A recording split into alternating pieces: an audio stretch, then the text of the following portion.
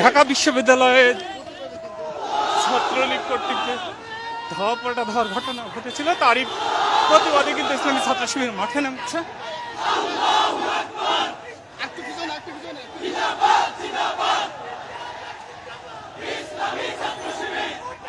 ভাই একটু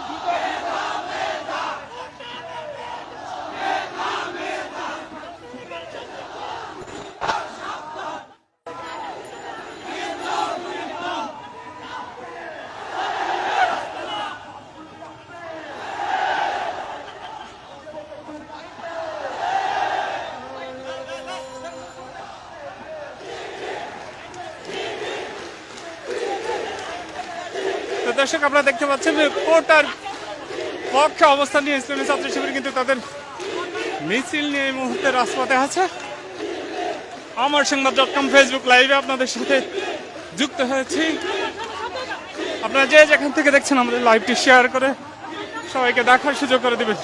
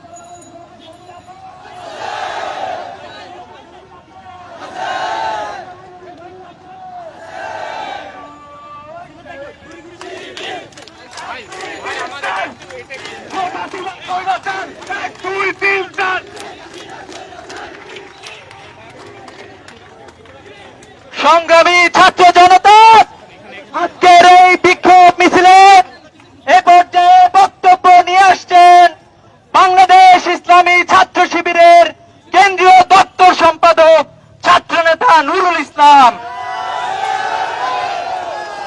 বিসমিল্লাহির রহমানির রহিম।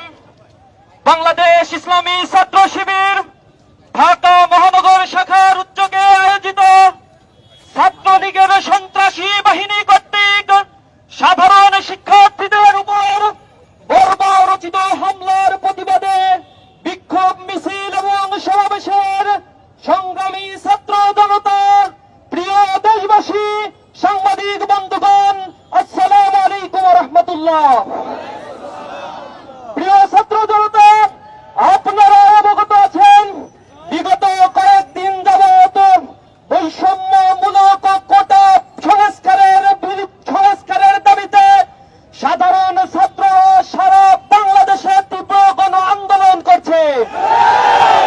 তাদের এই ন্যায্য আন্দোলনে সমনৈতিকভাবে গতকাল সন্ত্রাসী ছাত্রলীগ বাহিনী কর্তৃক বর্বরচিত হামলা করা হচ্ছে। আমরা এই হামলার তীব্র নিন্দা এবং প্রতিবাদ জানাচ্ছি। ছাত্রলীগকে প্রতিহত করার জন্য ঘোষণা দিচ্ছি, বাংলাদেশের সবচেয়ে বড় সন্ত্রাসী সংগঠন হল ছাত্রলীগ। মানবতা বিরোধী সকল কর্মকাণ্ডের সাথে এ ছাত্র সংগঠন এখন যুক্ত হয়ে গেছে। চাঁদাবাজ, ধর্ষণ, ছিনতাই, গুম, হত্যা, মাদকের অভয়ারণ্য, মানুষের সম্পদ লুণ্ঠন থেকে শুরু করে এহেন কোন খারাপ কাজ নাই যা ছাত্রলীগ করছে না। সরকারের কাছে উদাত্ত আহ্বান জানাই, ছাত্রলীগকে অনতি বিলম্বে বিশেষ ট্রাইব্যুনাল গঠন করে নিষিদ্ধ ঘোষণা করতে হবে। অন্যথায় ছাত্র জনতা দুর্বার আন্দোলন করে তুলে বাংলাদেশে এ দলকে নিষিদ্ধ করবে। আমরা গতকাল দেখেছি ঢাকা বিশ্ববিদ্যালয়ে, জগন্নাথ বিশ্ববিদ্যালয়ে, জাহাঙ্গীরনগর বিশ্ববিদ্যালয়ে যেখানে মেধার চর্চা হয় সেখানে রক্ত ঝরেছে। আমার বোনদের উপরে হামলা করা হয়েছে।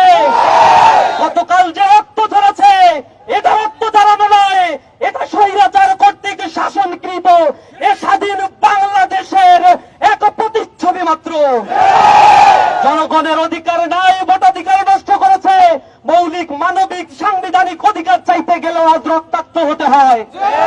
ইসলামী ছাত্র শিবির হুঁশিয়ার উচ্চারণ করে দিচ্ছে, ছাত্রলীগের গুন্ডারা তোমরা লাগাম দাও, অন্যথায় ছাত্র জনতা এই বাংলায় তোমাদের কবর রচনা করবে।